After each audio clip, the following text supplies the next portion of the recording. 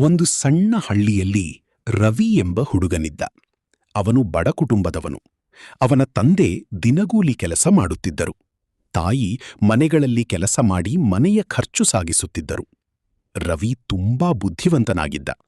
ಆದರೆ ಓದಲು ಬೇಕಾದ ಪುಸ್ತಕಗಳು, ನೋಟ್ಬುಕ್ಕುಗಳು, ಪೆನ್ ಎಲ್ಲ ಖರೀದಿಸಲು ಮನೆಯಲ್ಲಿ ಹಣ ಇರಲಿಲ್ಲ. ಶಾಲೆಯಲ್ಲಿ ಕೆಲವರು ಅವನ ಬಟ್ಟೆಗಳನ್ನು ನೋಡಿ ನಗುತ್ತಿದ್ದರು. ಒಂದು ದಿನ ರವಿ ತುಂಬಾ ಬೇಸರಗೊಂಡು ಮನೆಗೆ ಬಂದು ತಾಯಿಗೆ ಹೇಳಿದನು, ಅಮ್ಮ, ನಾವು ಬಡವರು, ನಾನು ಓದಿ ಏನು ಪ್ರಯೋಜನ?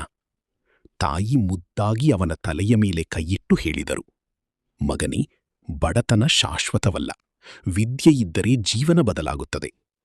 ಆ ಮಾತು ರವಿಯ ಮನಸ್ಸಿಗೆ ತಟ್ಟಿತು. ಆ ದಿನದಿಂದ ಅವನು ಇನ್ನಷ್ಟು ಶ್ರಮಪಟ್ಟು ಓದಲು ಆರಂಭಿಸಿದನು. ರಾತ್ರಿ ಮನೆಯಲ್ಲಿ ವಿದ್ಯುತ್ ಇಲ್ಲದ ದಿನಗಳಲ್ಲಿ ಬೀದಿ ದೀಪದ ಕೆಳಗೆ ಕುಳಿತು ಓದುತ್ತಿದ್ದನು. ಶಾಲೆಯ ಶಿಕ್ಷಕರು ಅವನ ಪರಿಶ್ರಮ ನೋಡಿ ಉಚಿತ ಪುಸ್ತಕಗಳನ್ನು ಕೊಡಲು ಶುರುಮಾಡಿದರು. ಸ್ನೇಹಿತರು ಸಹಾಯ ಮಾಡಿದರು. ವರ್ಷಗಳು ಕಳೆದವು. ರವಿ ತನ್ನ ಹಳ್ಳಿಯಲ್ಲಿ ಮೊದಲ ರ್ಯಾಂಕ್ ಪಡೆದು ಕಾಲೇಜಿಗೆ ಸೇರಿದನು.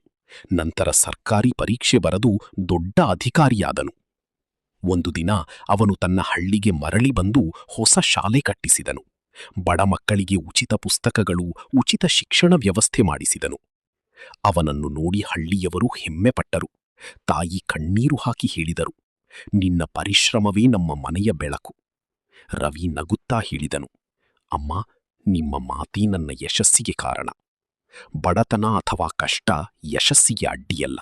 ಪರಿಶ್ರಮ ಮತ್ತು ಶಿಕ್ಷಣ ಜೀವನವನ್ನು ಬದಲಾಯಿಸುತ್ತದೆ.